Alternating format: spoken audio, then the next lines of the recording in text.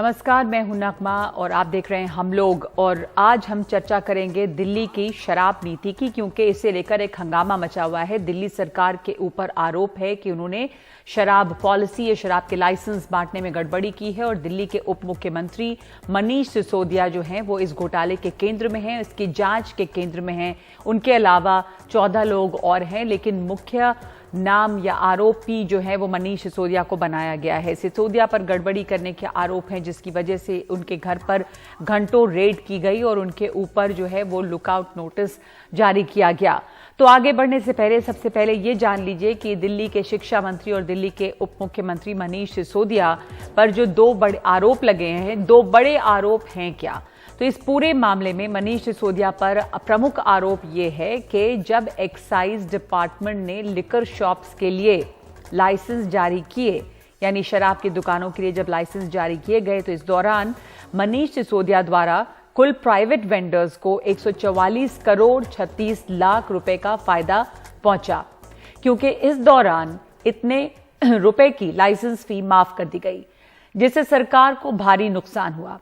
और इसके अलावा मनीष सिसोदिया पर यह भी आरोप है कि उन्होंने कैबिनेट को और उपराज्यपाल के बिना फाइनल अप्रूवल के कई बड़े फैसले खुद ले लिए। अब ये जो बड़े आरोप हैं, इन पे केजरीवाल सरकार का जवाब क्या है। तो केजरीवाल खुद अरविंद केजरीवाल ने ट्वीट करके ये कहा है कि मनीष सिसोदिया के घर पर जो सीबीआई की रेड हुई है वो एक तरह से बदले की कार्रवाई। आपको ट्वीट दिखाते हैं हम कि क्या है, ग्राफिक्स के जरिए दिखाते हैं। उन्होंने कहा कि जिस दिन अमेरिका के सबसे बड़े अखबार न्यूयॉर्क टाइम्स के फ्रंट पेज पर दिल्ली शिक्षा मॉडल की तारीफ की गई और मनीष सिसोदिया की तस्वीर छपी, उसी दिन मनीष सिसोदिया के घर पे केंद्र ने सीबीआई भेजी। सीबीआई का स्वागत है, हम पूरा सहयोग करेंगे। पहले भी कई जांच या रेड हुई, कुछ नहीं निकला, अब भी कुछ नहीं निकलेगा। आम आदमी पार्टी के ही नेता संजय सिंह ने छापे पर सवाल उठाते हुए कहा कि केजरीवाल की लोकप्रियता जो है वो बढ़ रही है और बढ़ती लोकप्रियता को रोकने के लिए ये छापे मारे गए हैं। तो सवाल यह है कि क्या ये घोटाला है या घोटाले के नाम पर सिर्फ सियासत है। और ये भी समझना जरूरी है कि आखिर पुरानी और नई जो आबकारी नीति है, जो शराब नीति है दिल्ली में, उसमें फर्क क्या है। अब इस शराब घोटाले के विवादित बिंदु को अगर सरल भाषा में समझें तो सबसे पहले पुरानी नीति को समझना जरूरी है। पहले शराब बिक्री के व्यापार में दिल्ली सरकार पूरी तरह से शामिल थी। दिल्ली में सरकार की अपनी लिकर शॉप्स होती थी, जिन्हें एक्साइज डिपार्टमेंट द्वारा नियंत्रित किया जाता था। लेकिन नई पॉलिसी के तहत इस पूरे ढांचे को खत्म कर दिया गया। दिल्ली सरकार ने तय किया कि वो इस बिजनेस का हिस्सा ही नहीं रहेगी और प्राइवेट प्लेयर्स के हाथ में ही तमाम चीजें रहेंगी। तो इसे लेकर इसमें बताया जा रहा है कि बहुत बड़ा घोटाला हुआ है और फायदा पहुंचा है प्राइवेट प्लेयर्स को और सरकार को बहुत नुकसान हुआ है। तो सवाल ये है कि क्या ये जो शराब नीति है वो वहां पर एक बहुत बड़ा घोटाला हुआ है, या ये सिर्फ बीजेपी और आम आदमी पार्टी की सियासत या उनका एक दूसरे पर जो आरोप प्रत्यारोप है उसी का टकराव है। इस घोटाले के बहाने सिर्फ सियासत हो रही है।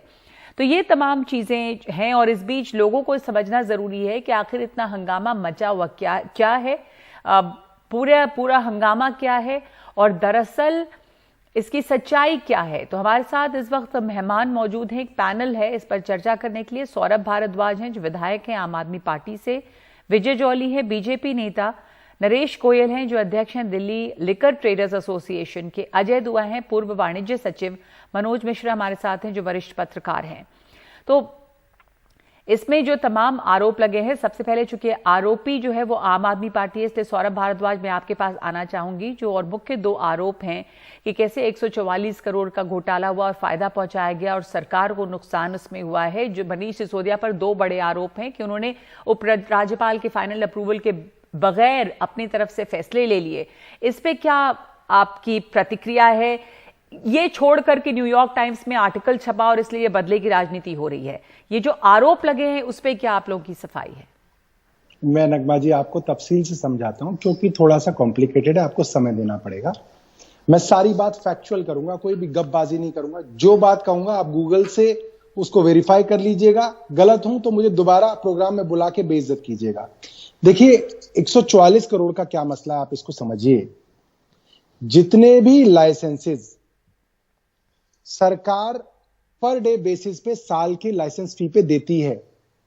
उसके अंदर जो व्यापारी होता है, जो लाइसेंसी होता है, वो पर डे का पैसा कमाता है। फॉर एग्जाम्पल, दिल्ली की भाजपा शासित एमसीडी टोल टैक्स का ठेका देती है। दिल्ली में 172-73 एंट्रीज हैं, उन सब का ठेका करीब 780 करोड़ रुपए सालाना का छूटता है।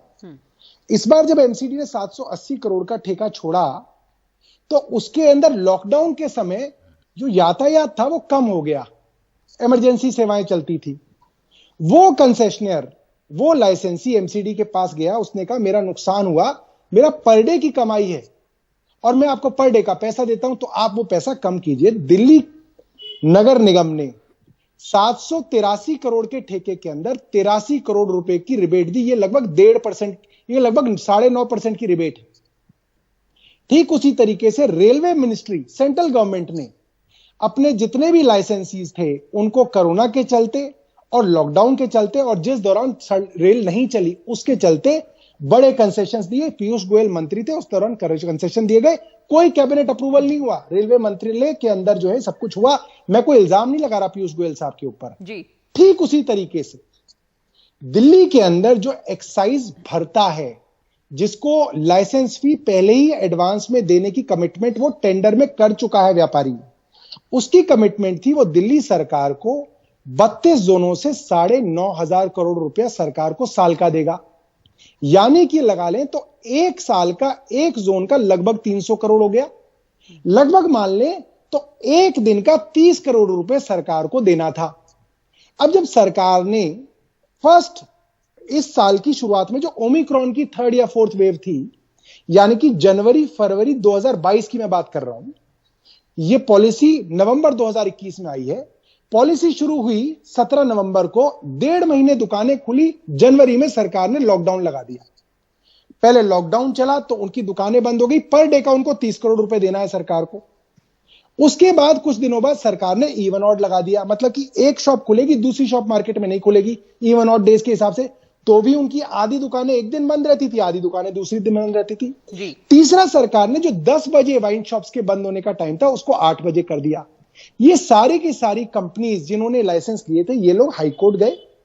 हाईकोर्ट में उन्होंने बताया कि साहब कर्नाटका हाईकोर्ट का फैसला है, वहां पे बीजेपी की सरकार है, कोर्ट ने कहा है कि आपको लाइसेंस फी के अंदर रियायत देनी पड़ेगी लिकर वालों को भी। दिल्ली सरकार ने उनको 9,500 करोड़ रुपए की लाइसेंस फी में 144 करोड़ की वो दे दी कंसेशन। वो कितना हुआ आप लगा लीजिए, 1.5%। एक तरफ तो दिल्ली की भाजपा ने टोल टैक्स वाले लाइसेंसी को 9.5% दे दिया कोरोना के नाम का, दिल्ली सरकार ने 1.5% दे दिया, तो मनीष सिसोदिया ने इसमें भ्रष्टाचार कर लिया। दूसरा भ्रष्टाचार क्या है वो मैं भी बता देता हूं। ये कहते हैं कि साहब हजारों करोड़ रुपए का भ्रष्टाचार हो गया, इसलिए सीबीआई ने एफआईआर दर्ज कर ली। अब वो एफआईआर देखिएगा, एक पन्ने की एफआईआर नगमाजी, और उसमें क्या कहती है वो एफआईआर, एक प्राइवेट प्लेयर ने दूसरे प्राइवेट प्लेयर को चेक से थ्रू बैंक 1 करोड़ रुपए ट्रांसफर किए। कह रहे साहब ये रिश्वत है मनीष सिसोदिया की। मतलब ये कोई मजाक की बात है क्या? मतलब चेक से रिश्वतें ली जाती है इस देश के अंदर? ये भी आरोप है कि उन्होंने बिना उपराज्यपाल के फाइनल अप्रूवल के, बिना कैबिनेट के अप्रूवल के खुद ब खुद फैसले लिए, तो ये एक आरोप है। आपने अपनी बातें रखी, कई और आरोप। मैं दूसरे का भी बता दूं, मैं दूसरे का भी बता देता हूं नगमा जी। ये जो है इस तरीके के फैसले दिल्ली के अंदर 20 सालों से एक्साइज कमिश्नर और मंत्री के लेवल पे ही लिए जाते हैं।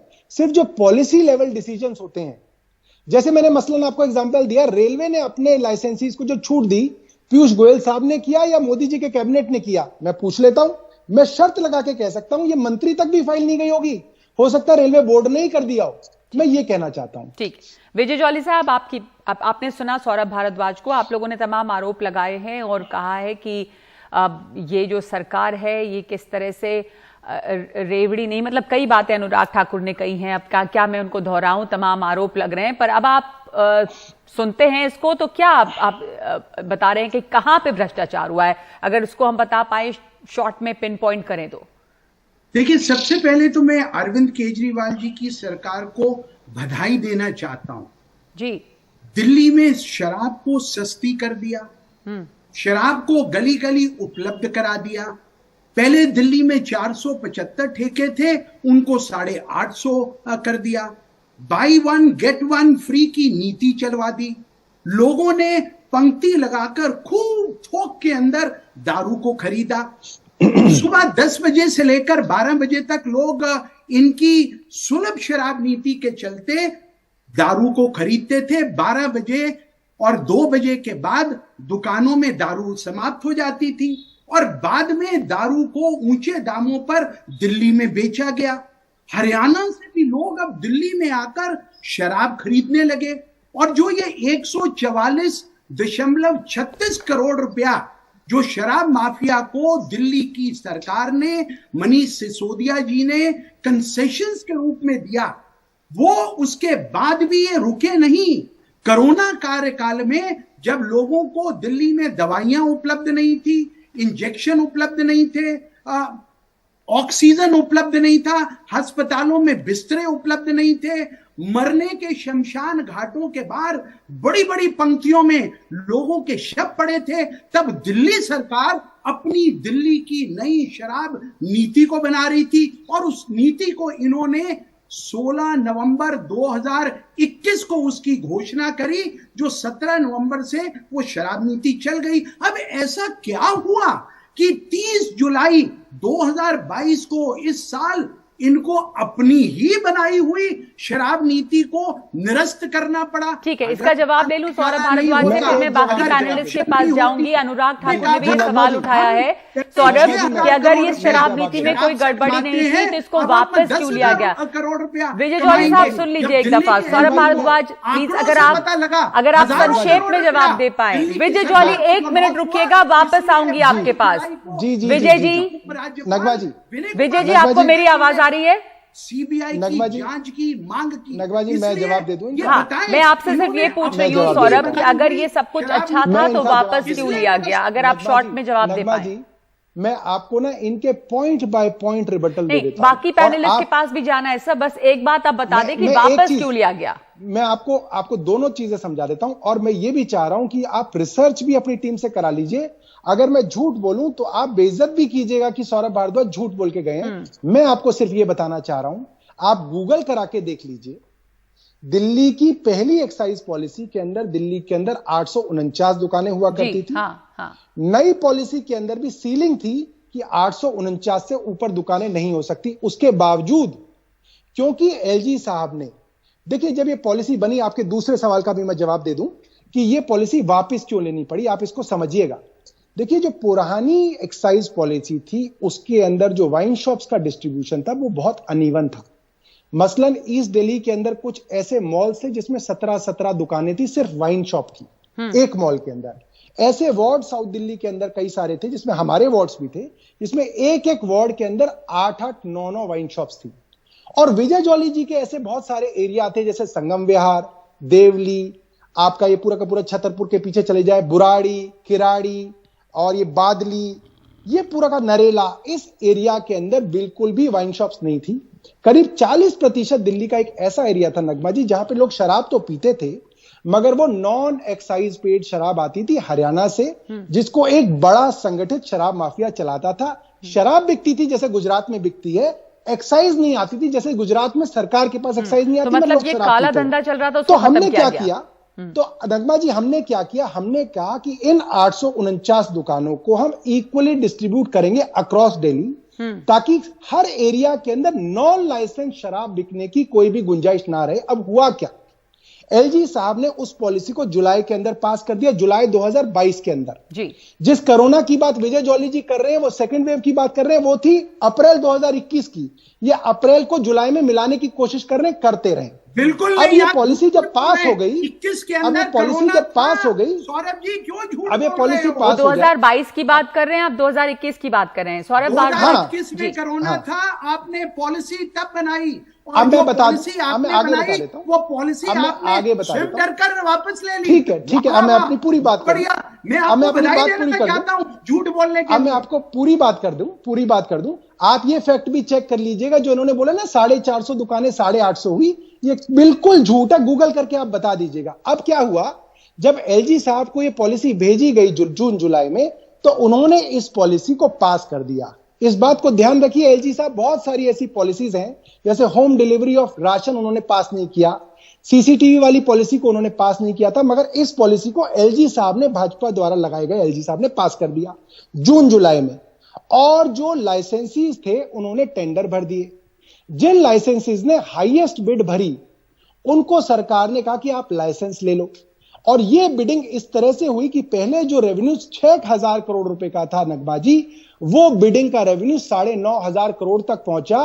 उन लाइसेंसीज ने 25% फीस जमा कर दी सरकार के पास 9,500 करोड़ रुपए के हिसाब से, तभी हम बोल रहे हैं फायदा हो रहा था। अब जब नवंबर में उन्होंने दुकानें खरीद ली, दुकानों में माल भर दिया, तब नवंबर 17 से 2 दिन पहले एलजी साहब ने कहा कि भैया जो नॉन कन्फर्मिंग एरिया है, अनऑथराइज एरिया है, जैसे संगम विहार है, बादली है, नरेला है, छतरपुर है, वहां पे शॉप्स नहीं खुलेंगी। अब क्या हुआ, जिस लाइसेंसी ने 300 करोड़ रुपए के अंदर लाइसेंस फी देके लाइसेंस लिया, वो हाईकोर्ट गए और करीब आधा दर्जन पिटीशन हाईकोर्ट के अंदर लगे। इनकार कर रहे हैं कि आप जिसके अंदर ये कहा गया, मैं एक बात फैक्चुअल बात कर रहा हूं, मैं फैक्चुअल बात करता हूं नगमा जी, मैं झूठ नहीं बोलता, मैं अपनी बात पूरी कर दूं। कमीशन था, उसके बाद क्या हुआ, पार्टी ने उसको बढ़ाकर, उसके बाद सुनिए नगमा जी हुआ क्या, इसके बाद क्या हुआ, सबसे बड़ा भ्रष्टाचारी दिल्ली की 9,500 करोड़ रुपए के हिसाब से जितने भी लिकर के लाइसेंसीज थे उन्होंने फीस जमा करी। 25% फीस जमा होने के बाद एलजी साहब ने उसके अंदर टांग अड़ा। जब उन्होंने उसके अंदर 40% एरिया को रोक दिया, तो सारे के सारे जो लाइसेंसीज थे वो सारे के सारे लाइसेंसीज हाईकोर्ट गए। हाईकोर्ट ने हाईकोर्ट ने यह फैसला किया और आधा दर्जन पिटीशन हाईकोर्ट के अंदर उन्होंने कहा, जब आपने 40% एरिया एलजी साहब ने इनका कम कर दिया, तो आप इनसे पूरी फीस कैसे ले सकते हैं 9,500 करोड़ रुपए। ठीक है, अब मैं ये बहस जो है वापस दी गई। आपने फैक्ट सामने रखे, विजय जॉली साहब कह रहे हैं कि आपके जो तथ्य हैं वो गलत हैं। अब इस बहस को मैं थोड़ा और बढ़ाना चाहती हूं और हमारे साथ नरेश गोयल हैं जो अध्यक्ष हैं दिल्ली लिकर ट्रेडर्स एसोसिएशन के। आपने सुना दोनों तरफ की बातें और आप वो पक्ष हैं जो इससे अफेक्टेड भी हैं। तो नरेश गोयल साहब, इस पूरे हंगामे पे, इस भ्रष्टाचार और घोटाले के आरोप पर आपका क्या कहना है? क्या बदलाव किए गए, क्या गड़बड़ियां हुई, आप लोगों को क्या नुकसान हुआ, क्या फायदा हुआ? आप अध्यक्ष के तौर पे दिल्ली लिकर ट्रेडर्स एसोसिएशन के क्या महसूस कर रहे हैं इस समय? नगमा जी धन्यवाद। मैं आपको स्पष्ट तौर पे कहना चाहता हूं, जो ये 144 करोड़ 36 लाख की बात है, जहां तक ये कोई गलत नहीं हुआ है, ये से ज्यादा बनता था, सरकार ने कम दिया।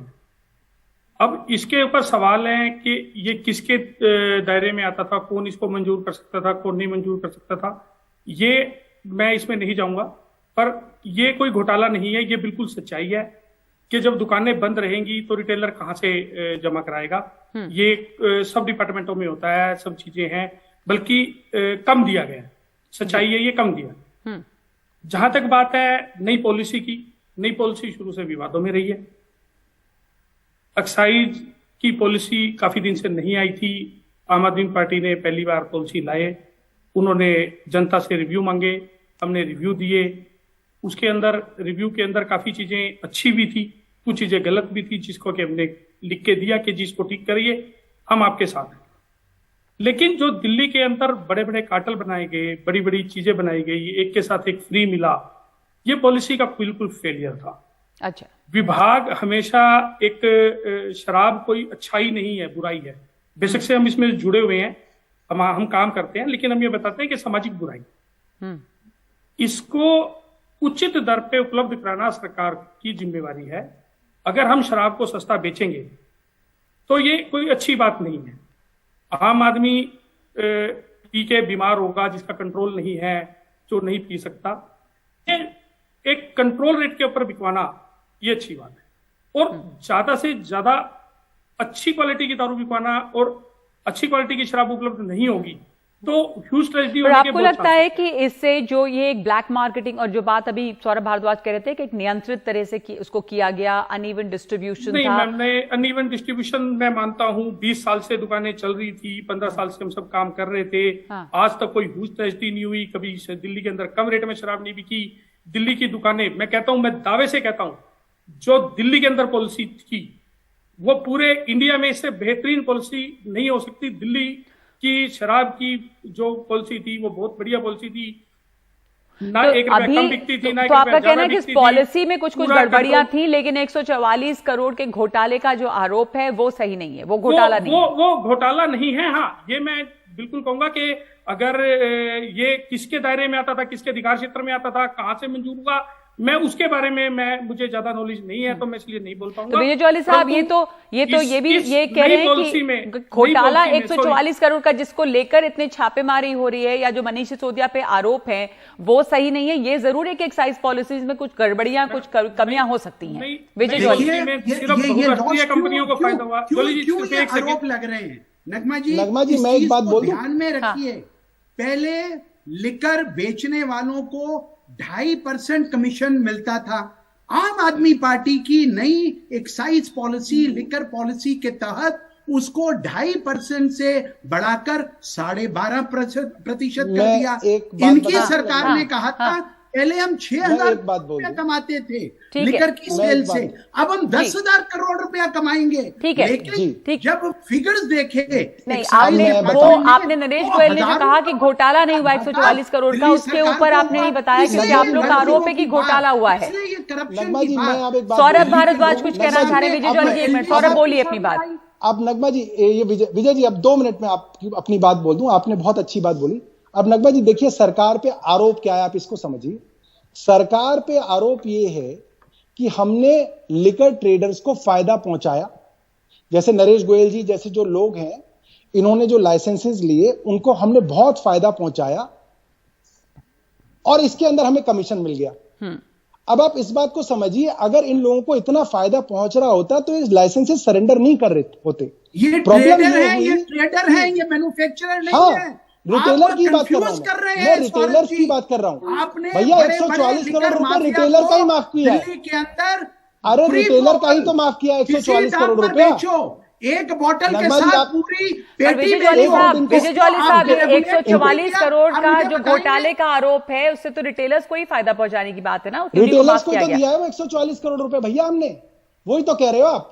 अगर हमारी सांठगांठ जो है नरेश गोयल साहब और इनके मतलब की भाइयों से होती, तो फिर ये तो कह रहे होते कि ये पॉलिसी सबसे अच्छी है, सबसे बढ़िया है। देखिए, आप रेवेन्यू शेयरिंग सरकार की इस तरह से समझिए, सरकार को रेवेन्यू बढ़ाना होता है तो प्राइवेट प्लेयर को, जो बिजनेस वाला होता है, उसके प्रॉफिट में से सरकार को अपना रेवेन्यू बढ़ाने की कोशिश होती है। हाँ, ठीक है। सरकार ने जब ये वाली टेंडर पॉलिसी लाए, तो ये जो नरेश जी जैसे बहुत सारे लोग थे, इन्होंने बहुत ऊंची ऊंची बोलियां लगाई, ये सोच के कि ट्रेड बहुत बढ़ेगा, फायदा होगा और इनका पैसा निकल जाएगा। मगर जब 40% एरिया के अंदर इनकी शॉप्स नहीं खुली, तो इन सब लोगों को नुकसान होने लगा। और उस नुकसान से बचने के लिए कुछ रिटेलर्स ने 1+1 या 2+1 की स्कीम चलाई। ठीक है, ताकि जो है उसका काम बढ़ जाए, दूसरे का घट जाए, और उस कंपटीशन की वजह से और ट्रेडर्स का नुकसान होने लगा। मैं इनकी बात से बिल्कुल सहमत हूं, नरेश जी की बात से, कि जितने भी लाइसेंसेस थे उनका बहुत पैसे का नुकसान सिर्फ इसलिए हुआ, एक दूसरे की कंपटीशन के अंदर इन्होंने 1+1 देनी शुरू कर दी, और उसकी वजह से कई लाइसेंसेस आगे चल के सरेंडर भी हुए। यह भी बात बिल्कुल सच है, मैं इनकी बात मानता हूं। ठीक है, ओके। अजय दुआ साहब अभी यहाँ पर हमारे साथ जुड़े हुए हैं, और हमारे साथ मनोज मिश्रा है, वरिष्ठ पत्रकार, और दोनों इस पूरी बहस को सुन रहे हैं। आपसे मैं एक समझना चाहूंगी पहले अजय दुआ जी, कि ये जो एक्साइज पॉलिसी को लेकर इतना घमासान है कि अगर अच्छी थी तो वापस क्यों हुई, इसमें मूल डिफरेंस पहले और अब में क्या है, दुकानों की संख्या बढ़ी है, तथ्य क्या है, आप क्या कहेंगे? जैसे कहा गया है दोनों वक्ताओं ने, दोनों आम आदमी के और बीजेपी ने, कि टोटल जो स्ट्रेंथ थी और 850 से एक कम 849 दुकानें थी।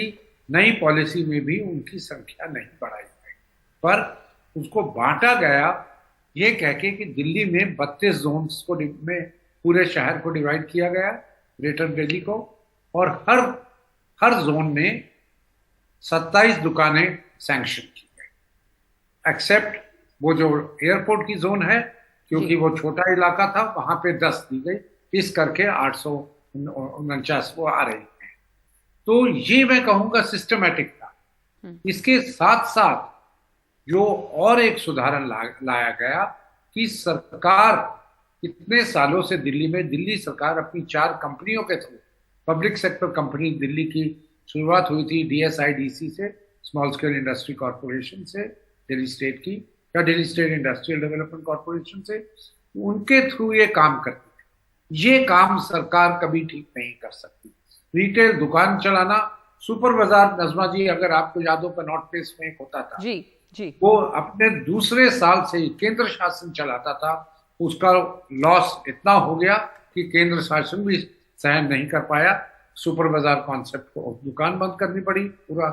अब आजकल वहां इनकम टैक्स ऑफिस चलता है नई दिल्ली का, और वही चीज इस आम आदमी पार्टी ने करने की कोशिश की कि सरकार प्राइवेट लोगों को देगी, प्राइवेट लोगों को जिस लाइसेंस के जो एलिजिबल हैं उन लोगों को हम अपना अपना एरिया बांट देंगे और वो हमें लाइसेंस भी देंगे, 1 क्वार्टर का एडवांस में देंगे, कारण काफी लाइसेंस भी काफी हो गई थी।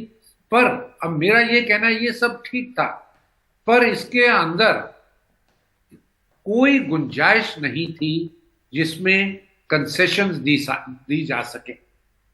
ये जो कंसेशन दी गई थी उसके अगर पॉलिसी अगर चुप हो, जिसमें कोई ऐसी कंसेशन ना हो, तो जो उसको कार्यान्वित कर रहे हैं, इम्प्लीमेंट कर रहे हैं, उनका जिम्मेदारी होता है। और वो बिल्कुल सरकार में, केंद्र शासन हो, सरकारी म्युनिसिपल कॉरपोरेशन हो या प्रादेशिक संस्थाएं हो, जी सबको जिसने पॉलिसी अप्रूव किया है उसकी अनुमति लेना आवश्यक था। ठीक है, तो आप कह रहे हैं कि यहाँ पर ये एक गड़बड़ी है। एक सेकेंड मैं आपके पास वापस आऊंगी। आपने क्योंकि बहुत इंपॉर्टेंट बात ये कही जो अब तक चर्चा चल रही थी कि जो पैसे माफ किए गए हैं, जिन्होंने पॉलिसी सैंक्शन की, उनकी अप्रूवल इसमें जरूरी थी और वो नहीं हुई और ये गड़बड़ी है। सौरभ भारद्वाज ने इसके बारे में बहुत बताया था डिटेल में कि क्या कैसे हुआ। एक ब्रेक ले रही हूं मैं और ब्रेक के बाद मैं लौटूंगी आपके पास अजय जी, और ये समझेंगे कि गड़बड़ी इसमें हुई कहां पे है, जो आरोप लग रहे हैं उस आरोप में कितनी सच्चाई, कहां पे सच्चाई है, हुआ क्या है। ब्रेक के बाद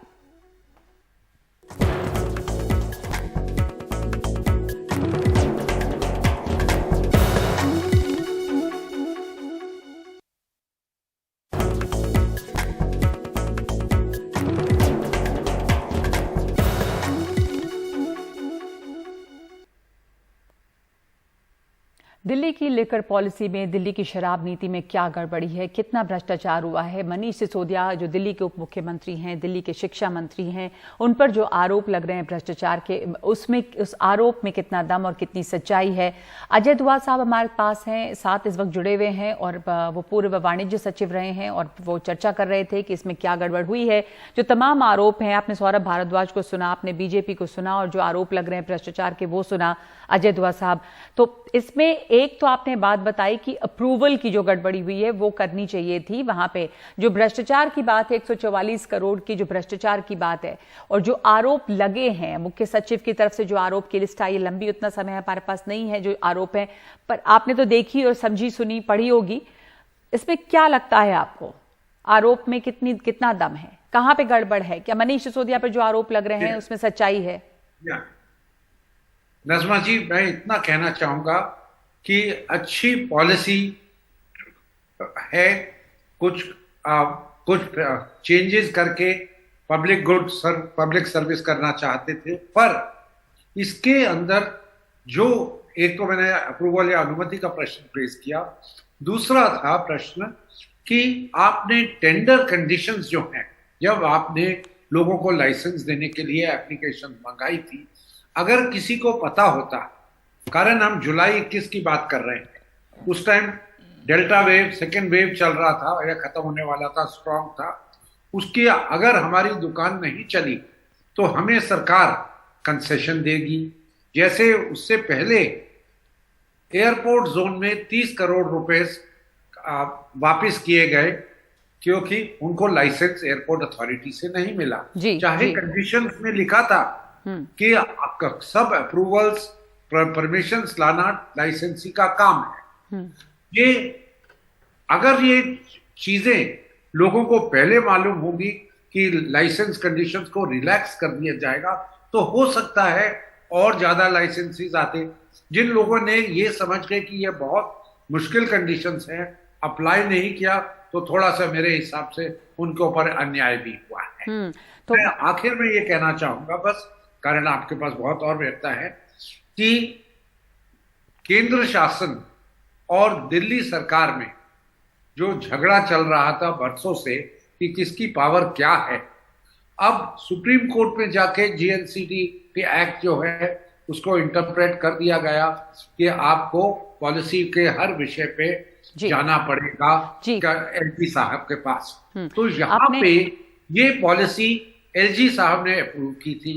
अगर मनीष सिसोदिया साहब जो बहुत अच्छा काम कर रहे हैं दिल्ली में एजुकेशन और इतर और दूसरे विभागों में, उनको चाहिए था कि सबको सुन के उन्होंने अपनी राय बना ली, अधिकारियों को सुन के, कस्टमर्स को, लाइसेंसेस को सुन के, कि वो पहले कैबिनेट के पास जाए, कैबिनेट की अप्रूवल ले, और कैबिनेट का ड्यूटी थी कि वो एलजी साहब से अप्रूवल दे। कारण तो ये यहाँ पर गड़बड़ हुई है, ये वहां पे यहाँ पे गड़बड़ हुई है। नहीं कह रहा नजमा जी, मैं ये नहीं कह रहा कि जरूर किसी ने पैसे बनाए हैं या कोई, पर आप कह रहे हैं कि अप्रूवल जहां लेना था वहां पे गड़बड़ हुई। और हम आपको ये कागज दिखा रहे हैं, जो एक बात लगातार हो रही है कि दिल्ली में जो शराब की दुकानें जितनी पहली थी उतनी ही रही बाद में भी। तो नरेश गोयल साहब यहाँ पर मौजूद हैं और उनका कहना है कि ऐसा नहीं है। नरेश गोयल साहब, ये दुकानों की संख्या भी आप कह रहे हैं कि पहले कम थी और बाद में बढ़ाई गई है। ये हम कागज दिखा रहे हैं जिसमें ये है, गवर्नमेंट की रिपोर्ट है जिसमें कहा गया कि 632 दुकानें थी पहले। बिल्कुल जी, ये 372 सरकारी दुकानें थी, 175 ये 175 दुकानें जो थी ये शॉपिंग मॉल्स के अंदर थी, और जो है इसके अंदर 85 शॉप जो है वो प्राइवेट थी। ये 632 दुकानें थी और इसके अंदर 849 दुकानें मंजूर हुई। ये 632 दुकानें 6400 करोड़ रुपए का रेवेन्यू दे रही थी, जिसके अंदर की हर साल 10%। तो ये 632 से 849 हुई बात, 849 में मंजूरी दी गई 849 की, पर खुल नहीं पाई 849, खुल नहीं पाई। तो इसका मतलब संख्या तो बड़ी, सौरभ जी। लेकिन मैम इसके अंदर मैं एक बात और कहना चाहूंगा, आपको एक रिक्वेस्ट करूंगा नगमा जी, ये मेरी रिपोर्ट नहीं है, ये मेरी रिपोर्ट नगमा जी, ये गवर्नमेंट की रिपोर्ट है जी। सौरभ, नगमा जी, मैं आपको एक रिक्वेस्ट करूंगा, आप generally times of India, Indian express, सभी अखबारों के अंदर देख लीजिएगा। 849 तो हम कहते हैं, बेसिकली तो 865 के करीब दुकानें हुआ करती थी, 500 सवा 500 सरकारी हुआ करती थी, बाकी जो है प्राइवेट हुआ करती थी। 632 का जो गवर्नमेंट की रिपोर्ट में नंबर है वो क्या है? ये सरकारी हो सकती हैं, ये तो गवर्नमेंट के पॉलिसी के अंदर है। आप कह रहे हैं कि बढ़ाई नहीं गई। नहीं, मैं आपको बताता हूँ, जो बियर शॉप्स है, ये जो L7 की बात करें ना, उसके अलावा जो सिर्फ वाइन और बियर शॉप्स थी, आप उनको नहीं जोड़ रहे हैं इसके अंदर। ठीक है, कुल मिला के तो ये है कि क्या घपला हुआ है, क्या भ्रष्टाचार हुआ है, यहाँ पर पैसे का हेरफेर हुआ है कि नहीं हुआ है। तो वो कितनी थी, उनको जोड़ोगे तो कितनी थी? 88 दुकानें अलग से हैं, उनका कोई जिक्र नहीं है। वो 849 में भी नहीं है, उसमें भी नहीं है, 88 दुकानें अलग। नहीं, जो डिपार्टमेंटल स्टोर्स के अंदर वाइन और बियर की दुकानें थी, वो अगर आप इन्हें जोड़ोगे तो 850 ऊपर हो गई ना। मनोज मिश्रा जी, आपसे मैं जानना चाहूंगी ब्रेक के बाद कि ये यहाँ पे गड़बड़ हुई है या सिर्फ घपले के नाम पर सियासत है। एक ब्रेक के बाद लौटते हैं।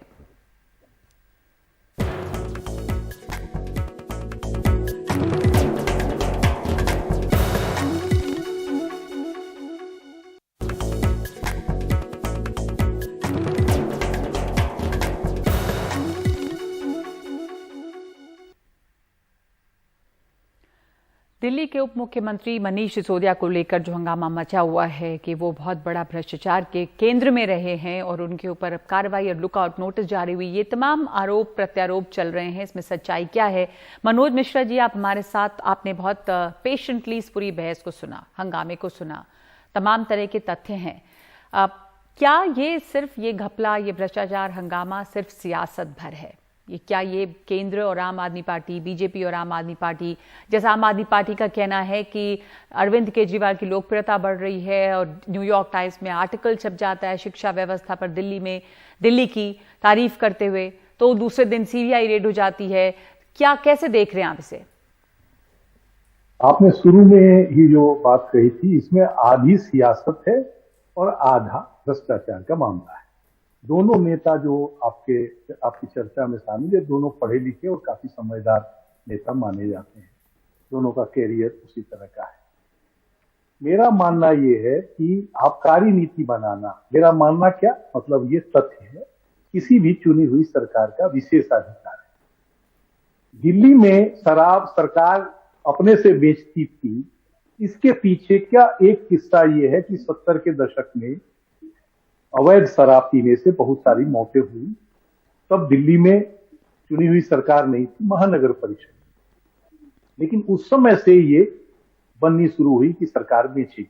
ये बहुत स्वस्थ स्थिति नहीं है, लेकिन दिल्ली देश की राजधानी है और कम से कम दिल्ली में जो देश की राजधानी है वहां शराब कम से कम सही दाम में और ठीक शराब मिले, ये चिंता करना सरकार का दायित्व है। ये जो बदलाव हुआ है, जैसा दुआ साहब ने कहा, इसमें प्रोसेस नहीं पूरा किया।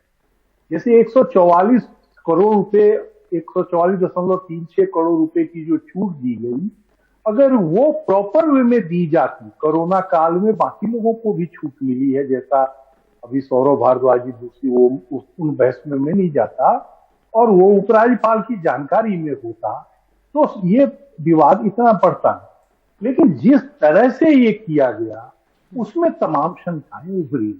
शराब दुकान देने में, जैसा अभी बताया गया कि बहुत सारी दुकान लेने ही लोग नहीं आए, क्योंकि जो कोरोना काल में शराब की बिक्री घटने लगी।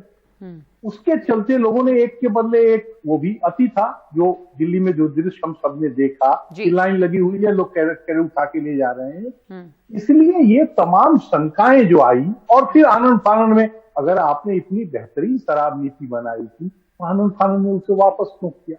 तो इस शराब बनाना मतलब एक्साइज तो घोषित तौर से गैर रिजर्व सब्जेक्ट है, जो संविधान में दिल्ली की चुनी हुई सरकार को है। उसमें केवल एक औपचारिकता होती है कि वो उपराज्यपाल को इस प्रोसेस की जानकारी दे और अपना काम पूरा करे। और मुझे ये लग रहा है कि जैसे आपको नया अस्पताल बनाना है या दवाई लोगों को फ्री देनी है, तो इसके लिए कोई बहुत ज्यादा लंबा चौड़ा कुछ करने की जरूरत नहीं है। लेकिन ये जिस तरह से किया गया उसमें तमाम तरह की सवाल खड़े हो रहे हैं। आशंकाएं खड़ी हुई। मैं ये कतई मानने को तैयार नहीं हूं कि प्रथम दृष्टया मनीष सिसोदिया भ्रष्ट हैं और अरविंद केजरीवाल जी की सरकार भ्रष्ट हो गई, लेकिन जिस तरह से ये किया गया उसमें भाजपा या बाकी दल या हमारे आपके जैसे पत्रकार के मन में भी ये आशंका सवाल तो उठेंगे ही। आप जी हाँ, तो आप ये कह रहे हैं कि इसमें ये नहीं अगर समझ में आ रहा है, जैसे ज्यादातर लोगों ने ये माना है इस बहस के दौरान भी, कि ये भ्रष्टाचार नहीं हुआ, ये मान लेते हैं, लग नहीं रहा, लेकिन जिस तरह से ये किया गया, जो फैसले लिए गए, उस पर कई सवाल उठते हैं और कई शंकाएं, जिसकी वजह से ये सवाल लोग आज पूछ रहे हैं। धन्यवाद आप तमाम लोगों का हमारे साथ इस चर्चा में शामिल होने के लिए। एक ब्रेक ले रहे हैं हम।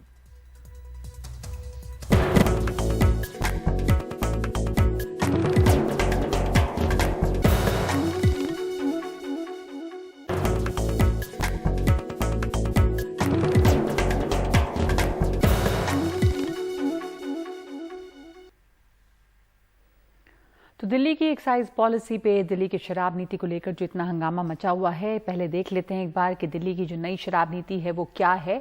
पिछले साल नई शराब नीति लागू की गई और नई नीति के मुताबिक दिल्ली को 32 जोन में बांटा गया, जिसमें 849 लाइसेंस आवंटित किए गए। हर एक जोन में औसतन 26 से 27 शराब की दुकानें खुलनी थी। दिल्ली में अब तक 60% सरकारी और 40% निजी दुकानें थी।